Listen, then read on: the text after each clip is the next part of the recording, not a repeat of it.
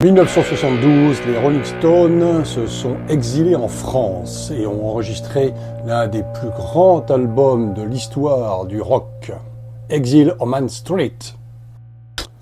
L'album Exile on Main Street des Rolling Stones est sorti le 12 mai 1972. La producteur, toujours pareil actuellement là, The Glimmer Twins, c'était Mick Jagger et Keith Richards. Le lieu d'enregistrement, c'était en France, c'est la villa Nelcott, sur la Côte d'Azur, dans le sud de la France. Des finitions et overdub ont ensuite été réalisés à Sunset Sound Recorders. L'album a été enregistré dans une cave étouffante à Nelcott, donc, Côte d'Azur. Le studio était installé dans le sous-sol humide de la villa. Il faisait extrêmement chaud. Les câbles dysfonctionnaient souvent et les musiciens jouaient parfois torse nu au milieu des coupures de courant. Keith Richards vivait pratiquement la nuit.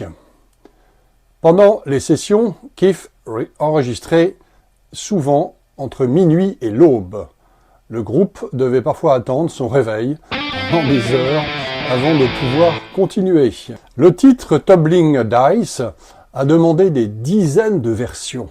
Le morceau a été retravaillé sans arrêt. Mick Jagger disait que personne n'arrivait à trouver le bon groove. C'est devenu finalement un des titres les plus mythiques des Stones. La villa était devenue un véritable repère rock. Des musiciens, amis, dealers, journalistes et inconnus passaient constamment à Nelcott.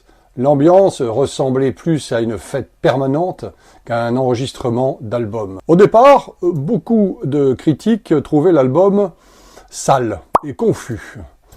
Aujourd'hui, Exile on Main Street est régulièrement classé parmi les meilleurs albums rock de tous les temps. Ciao, ciao!